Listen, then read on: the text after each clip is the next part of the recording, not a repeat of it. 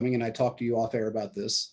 Hmm. Andy just made a decision to take that over and call the plays. Well, yeah, the offense is faltering like nobody's business, so Correct. it makes perfect sense. Correct.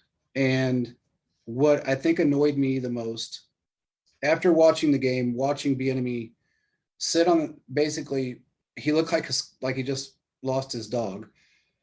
He almost looked scared to a degree. When Andy was talking, he didn't say a word. Usually he's interrupting Andy. He's in the middle of everything, and he wasn't during that game. There was a Hmm. reason behind that, but you know, Tobe talked very. I love listening to Dave Tobe. He just everything about him is positive. He was very high on Hardman. He had a great game, which he did. Um, Yeah, Harden did pretty well. did very well. He was high on a lot of guys, but then you listen to Spags talk, which was kind of he's just one of those guys that's all over the place about different things. Hmm.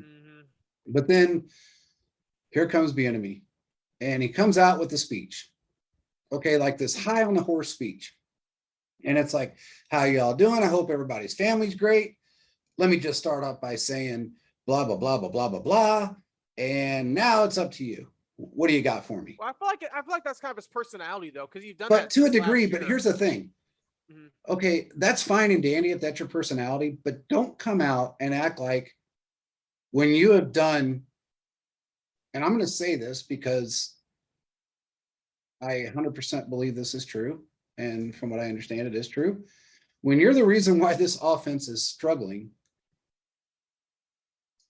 don't come out and act like you're the reason that you're going to save it because you're not. Okay, you're Well, I mean, not. last year it seemed like it was rolling, and this year we're just faltering. And There, you there's and I have and there's talked about this extensively, and we have come to the conclusion. We said this probably since week 3, 4 now. Mahomes is not a pocket quarterback. He's yep, not Peyton Manning. He's not Tom Brady. He's Patrick yep, Mahomes. He likes to move around. Why do yep. you think he's been belling on the pocket so recently? Because the man's been getting snacked upside his head and been getting injured. He almost got his head knocked off and got a concussion. Yeah, somebody Against bitched about that on one of the guys. I don't know if it was Kaiser or somebody bitched about that on Twitter and said, "Why did Mahomes move out of the pocket? Why wouldn't you? If you've been getting buried, hammered in the Washington game against a defensive line that has probably had worse numbers than ours, that shouldn't be even getting to a quarterback, and he got hit 12 times in the first half, I'd be bailing too. Okay, so if he bailed a little early because it was open and it may have looked like it was open, it was a solid picture of it. It looked like it was open in a V. If they could see my hands, it was a V open this way, but they didn't show the outside corner of a guy coming around, and he bailed out to the right. So, and he also saw a wide receiver that was going to come because they out. said it was a clear pocket. They said, "Why did he bail in this pocket so early?" I was It like, "Well, wasn't have that you seen clear. I mean, yeah, it was a wide Yeah, open in front of him. There was a gap in front of him, but they didn't yeah." There was show a the gap on the right left hand side if you're looking straight. And to correct. the left hand side, there was looked like appeared to be a big gap. Yeah, but they didn't show the guy coming around the corner. They didn't show that it was it could have collapsed within a second. He bailed because he saw a wide receiver that could have been open, and he wanted to get out of the pocket and move and make a play. It's not anything he did wrong. It's what he used to do that people aren't used to doing now. The wide receivers aren't used to it. They're bitching about, you know, Tyreek Hill dropping passes and Kelsey not looking himself. They're Tyreek not. Hill actually did really good this last game. No, He no, really did. Kelsey, that's a whole nother story, man. Kelsey's not looking like himself. I He's don't know not. if it's the He's not stinkers he's happy. dealing with. He's not I mean, happy. I want to be happy too, but it's like, man, you got to play through some stuff sometimes, I guess. But I mean, I don't know what he's dealing with. Yeah. So, Well, he's been dinged up. His shoulder's been off a little bit. His hand's been off a little bit, and I mean, I know he's dealing with that. But again, there's been some unhappy players, and again, it goes back to the way they were coached and how things progressed over the course of basically 6 weeks. And when it goes downhill to a point where your players that that love each other and love to play in the system are absolutely miserable, then it's time to make a change. And Andy made that change. And I think we're going to see a lot of changes come next year. I truly believe that. I think we're going to see a lot of changes. But mm, right now, moving forward, I think we're going to see a lot more Andy stuff and a lot more Andy calling plays and making up for lost time. I'll put it that way. And we've got a lot of time to make up for lost time. Look, it's only a 4-loss season right now, and the defense is on an up. They're on an uphill slope. I mean, they're looking better and better each week. Over the last 2 weeks, they've looked a lot better. Thing. Yeah, they have looked better. They have. Now, that was the Giants, but they look better. Yeah, I'd have to say. Yeah, I mean, they did, and I think they're just going to continue to look better. The one thing that somebody compared, I think it was our writer actually, he said he wasn't feeling very comfortable with, Aaron Rodgers being out because this kid's a rookie. There's not a lot of film on him. And, going back in the past, what happened to us. Look, I'm sorry, but this kid is no Herbert. I understand his, being uncomfortable about it, but this kid's not a Herbert. And Herbert is he's a very good quarterback and he's very smart. I don't see that being the case with this kid. I think he did have a lot of practice time when Rogers was out, with his holdout and not coming in and as far as in the offseason was concerned. But this is his first NFL start, and I don't know that he's going to have the game that he thinks he may have. Now, with that being said, again, we don't have a lot of tape to study on him. So that makes it a little more difficult. You've got to have something to look at, yeah. So it's hard to go out there and find a bunch of stuff you don't have, that's not out there. Somebody had sent us a tweet, you and I actually, they sent it to my personal account and the Chiefs Focus page saying that, sorry, fellas, I think you guys are going to lose. That's the NFL. Oh, the Chargers fans. Yeah. The Chargers podcast we had a few. Yeah, that's who it was. Yeah. And I have a couple friends who've been Chargers fans, and I haven't really heard much from them because the Chargers kind of gotten slapped in the face the last couple of weeks. Yeah, they have. For being honest, they have, and honestly, he said, I have a feeling you guys are going to lose, fellas, and I said, well, I got we got a feeling we're going to win, so everybody's got feelings, so it just is what it is.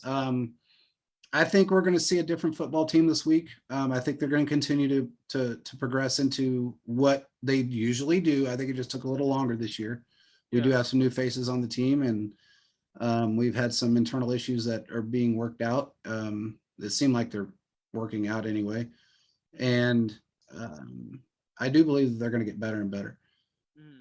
I do think that they need, they made a great move with Ingram. I think that was a smart move. I agree. 6th round pick. Now, granted, people are like, "Well, what about Trey Smith? He was a 6th round pick." Okay, that's a once in a lifetime deal. And that's true. And I think kind of what's also, we got Rashad Finch as a 6th round pick though too. But what I'm saying is this: Veach probably already looked at it and got comfortable and was like, "Okay, this would work." Now, granted, if Veach wanted to probably get a 6th round pick and he could trade someone, he probably could. Yeah. I mean, it's not like we can't get that pick back if we wanted it. We could. This is probably unlikely, but if somehow D-Rob stock were to rise, they could trade him for a 6th round pick if they really wanted to. He could actually probably go for a little higher, but I mean, in the same aspect. Or we could trade a 7th round pick, get a 6th round. We've seen these do many different things over the years in getting picks. Yeah. So I'm not really concerned from that aspect. I think it's just kind of interesting though, and to see LDT gone, that's kind of it's weird in a way, but not because he hasn't played this year. But this gives him an opportunity to play somewhere else. But we got this new tight end named Dan Brown. And as you have stated, and everyone else ran with it, and I've stated as well, this is a cap move. Yeah. They got $4 million freed up from that when they traded LDT. So could they do something with that? I don't really know what else they could do, but they got $4 million more in cap space, which is important. Well, a total of $4 million now. We only have a total. I thought we had more than 4 million. Well, we may have a little bit more, but it added 1.1 million to the cap after we end up signing Ingram and a few other players. But our cap was down to nothing. But yeah, I mean, it was. Yeah, so we got some money now. And just hear me out, man. And I know you don't agree with this because we were talking about OBJ. We don't know if he's going to get cut or not. From what it looks like, he's gone. Is that kind of what you're hearing? Yeah, he's definitely going to get cut. Okay. It's just a matter. In fact, I actually thought it was going to be yesterday, and I was told it was going to be yesterday, and I guess they decided to wait a little bit, but he's going to get cut. So just There's hear no me doubt out. about it. So just hear me out, man. I know he's been having injury issues and he just doesn't look like himself. Hey, 5 and years. just hear me out. Put him in Kansas City. The worst thing can happen is this: he could be a Sammy Watkins. And if he's not being guarded like he used to be, he's one-on-one, dude. That's better for us. Yeah, He's man, so that's a lot athletic. of money, I still bro. think. No, JP, listen. If they cut him, we can sign him to a veteran minimum deal for the rest of the year. If That's they true. cut him, we could sign him for a veteran minimum deal. If we do that, dude, we could literally theoretically have Tyreek Hill, Kelsey. We could put Josh Gordon, and you could also put in Odell Beckham.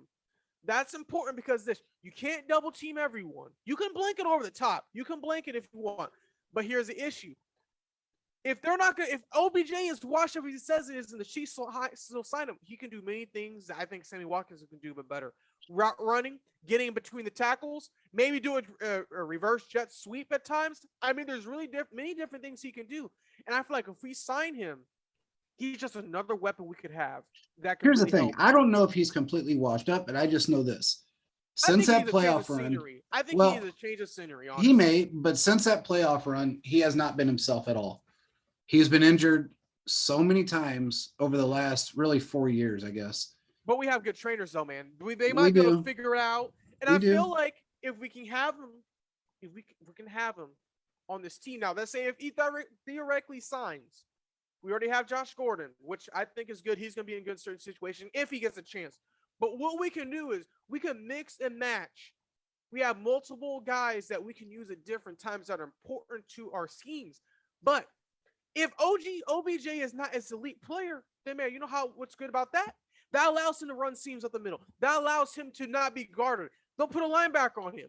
They're gonna do stupid things, or they'll put a linebacker on Hardman. So you see what I'm saying? Yeah, I get it. It's a numbers game. It's a chess match. Just having him out there with the fear is going to make everything's better. He is better than Sammy Watkins, in my opinion, personally. Sammy was good, but Sammy's deals with injuries. You see now, man, he's dealing with hip, knee, ankle issues. And Yeah. it's just on the schedule like he always is. So I think what I'm seeing right now, if we can somehow, like you told me, man, before whenever Dorsey traded for Odell Beckham, you told me Veach was trying to see if we could get him.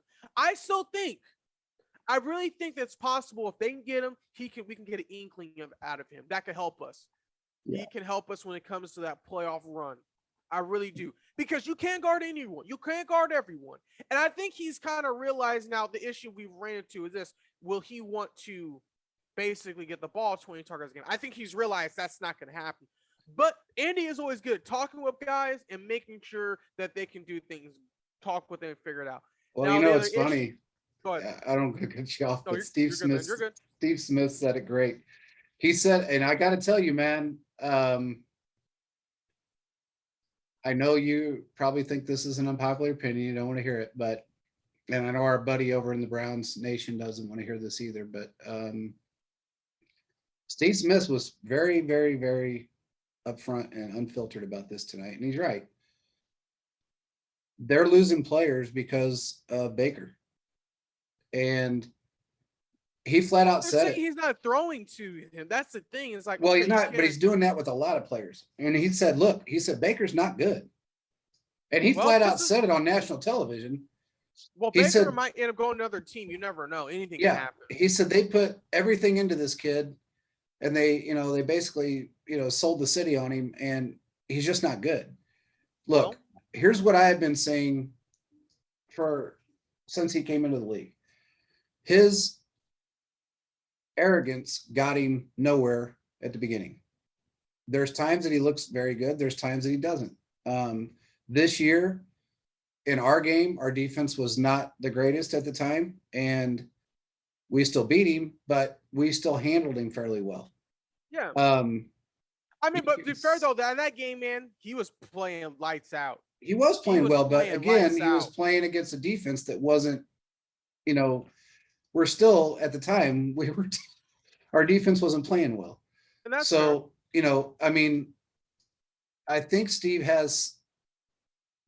he's earned the right to, because I mean, he was, for somebody that was his size,